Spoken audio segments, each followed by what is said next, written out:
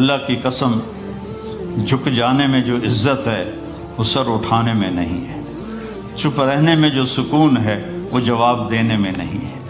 ایک عورت نے پوچھا یا رسول اللہ میرے خامند کا میرے اوپر کیا حق ہے؟ آپ نے فرمایا تیرے خامند کے جسم پہ پھوڑے نکل آئیں اور ان میں گندا پانی جمع ہو جائے اور تو زبان سے چاٹ چاٹ کے اس کے زخم صاف کرے تو بھی تو نے خامند کا حق ادا نہیں کیا۔ دونوں کو بیلنس کیا ہے۔ بہترین مسلمان وہ ہے جس کا بیوی کے ساتھ اچھا سلوک ہو۔ جب تک آپ کو صبر اور برداشت کرنا نہیں آئے گا آپ کی زندگی خوبصورت نہیں ہو سکتی۔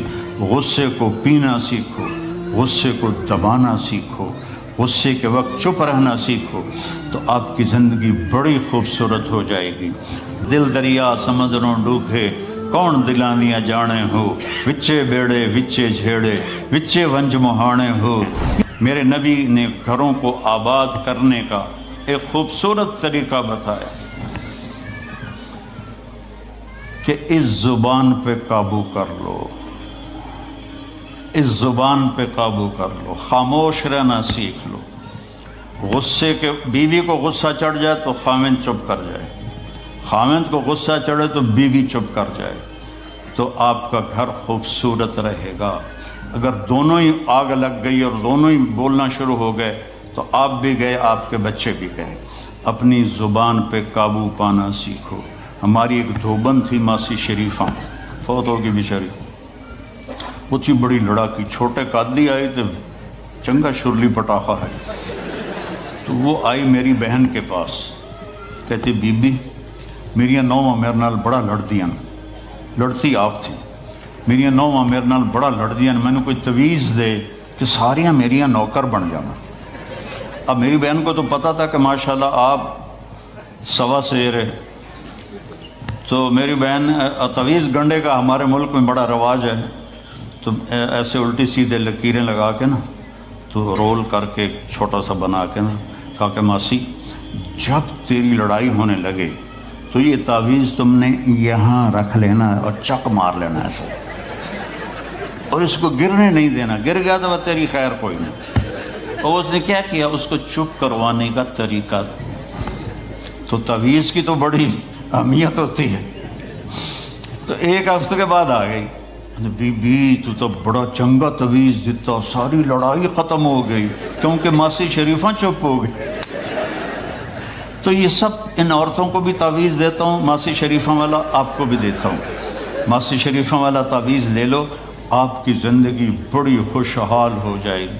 اللہ کی قسم جھک جانے میں جو عزت ہے وہ سر اٹھانے میں نہیں ہے، چپ رہنے میں جو سکون ہے وہ جواب دینے میں نہیں ہے۔ آپ خاموش رہنا سیکھو، آپ اپنے بچوں کو عزت دینا سیکھو، اپنے بچوں کو ٹائم دیا کرو۔ یہاں مرد کی بھی جاب ہے، عورت کی بھی جاب ہے، تو بچے نظر انداز ہوتے ہیں، ان کو ٹائم دو۔ میرے نبی نے فرمایا اکرموا اولادکم، اپنی اولاد کو عزت دو، اور آپ نے فرمایا خیرکم خیرکم لأہلہ، سب سے بہترین مسلمان وہ ہے جو بیوی سے اچھا سلوک کرے۔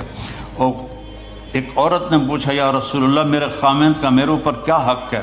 آپ نے فرمایا تیرے خامند کے جسم پہ پھوڑے نکل آئیں اور ان میں گندا پانی جمع ہو جائے اور تو زبان سے چاٹ چاٹ کے اس کے زخم صاف کرے تو بھی تو نے خامند کا حق ادا نہیں کیا۔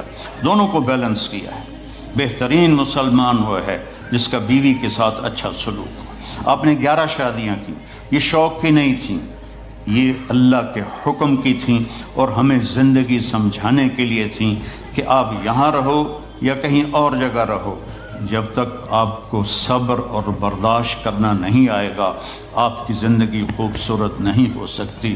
غصے کو پینا سیکھو، غصے کو دبانا سیکھو، غصے کے وقت چپ رہنا سیکھو تو آپ کی زندگی بڑی خوبصورت ہو جائے گی، بہت حسین ہو جائے گی۔ زندگی اندر ہے، باہر نہیں۔ اب رولز رائس میں چڑھ کے کوئی اچھی زندگی نہیں گزار رہا ہے، لائف تو اندر ہے۔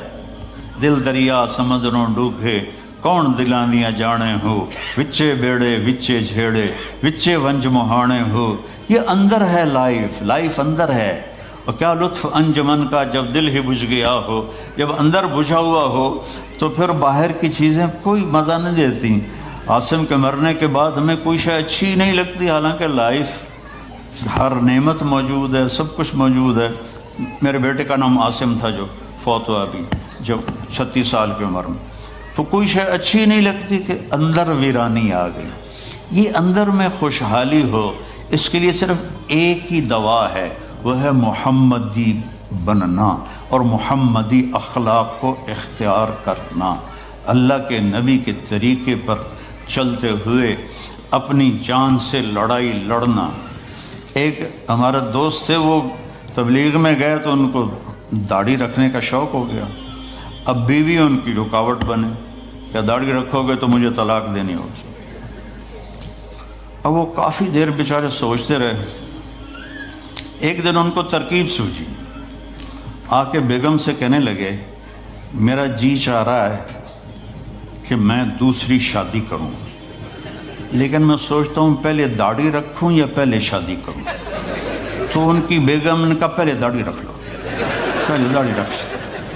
تو ایسے اپنی بیگمات کو مناؤ پیار محبت سے۔ عزت تو نبی کے طریقے میں ہے، نبی کا طریقہ چھوڑ کے میرا والد مجھے ڈاکٹر بنانا چاہتا تھا، تو آج میں یہاں کھڑا ہوتا، اگر میں ڈاکٹر ہوتا، میرا چھوٹا بھائی ڈاکٹر ہے، بہت اعلیٰ ڈاکٹر ہے،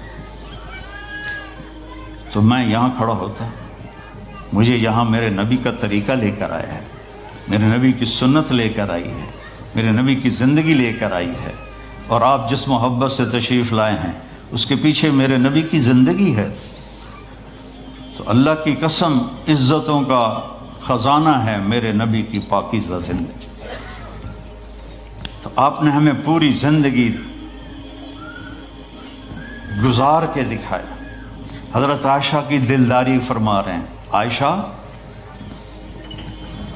انہو لیہون علی ان اریتک زوجتی فی الجنہ، عائشہ مجھے تو جب سے پتہ چلا ہے تو جنت میں میری بیوی ہے، میرے لیے تو مرنا ہی آسان ہو گیا ہے۔ بھلا جس نے رب کو دیکھا ہو اس کے لیے کسی اور کی حاجت رہ جاتی ہے؟ باقی یہ صرف دلداری کے لیے تھا۔ ایک دوسرے کی تعریف کرو، ایک دوسرے کے لیے اظہار محبت کرو۔ آج کا ماحول ایسا ہے، بیگم سے کہو گے آئی لو یو، کی خیر تو ہے کی ہے، وہ تم سے کہے گی آئی لو یو تو تم بھی پوچھو گے خیر تو ہے، کوئی چکر تو نہیں آ رہے۔ اظہار کرو، اظہار محبت کرو، اس سے آپ کے پاؤنڈنگ ہوگی۔ اولاد کو ماں باپ سمجھتے ہیں بس ہماری اولاد ہے، ہمیں ان سے پیار ہے، ان کو عزت دو، ان سے اظہار محبت کرو۔ ڈاکٹر عبدالحی صاحب ایک بڑے بزرگ گزرے ہیں، وہ اپنے ایک مرید کے ہاں کھانے پہ گئے تو پوچھنے لگے کھانا کس نے بنایا؟ تو مرید نے کہا جی میری بیگم نے بنایا۔ کہا اس کو بلاؤ۔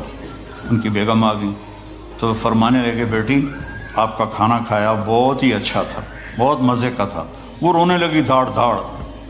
تو وہ ڈاکٹر صاحب پریشان ہو گئے کہ بیٹی خیریت تو ہے، کیا ہوا؟ تو وہ کہنے لگی حضرت آپ کے مرید کے پاس مجھے 30 برس ہو گئے، 30 سال، کبھی ایک دن اس نے میری کسی چیز کی تعریف نہیں کی۔ تو اظہار کرو، اظہار کرو۔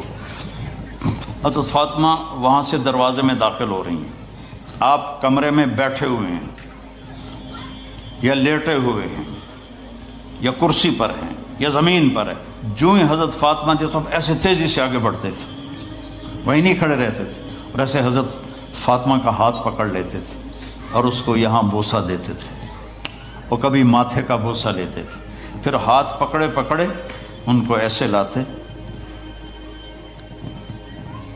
اور چارپائی پہ بٹھاتے، اس کے بعد خود بیٹھتے تھے۔ یہ میرے نبی کی عزت ہے اولاد کے ساتھ، یہ عزت دو، وہ تمہارے رہیں گے، تمہارے بن کے چلیں گے۔ ان کو نصیحت کی ضرورت نہیں ہے، ان کو تمہارے پیار کی ضرورت ہے۔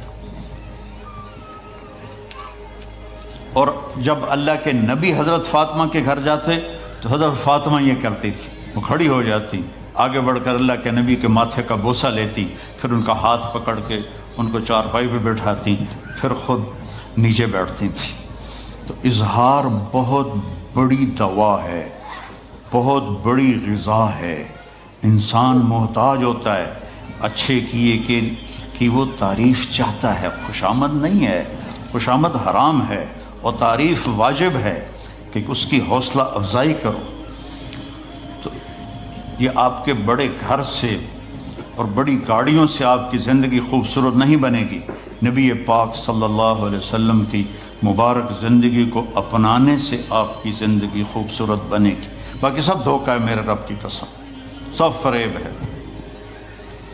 کچھ سال پہلے یہاں سے کوئی بڑے تاجر کی بیگم گئیں وہاں لاہور، تو مجھے انہوں نے ملنے کی خواہش ظاہر کی، تو ملانے والے نے کہا کہ یہ خاتون کے جو خامد ہیں وہ پاؤنڈ میں اربوں پتی ہیں، پاؤنڈ میں۔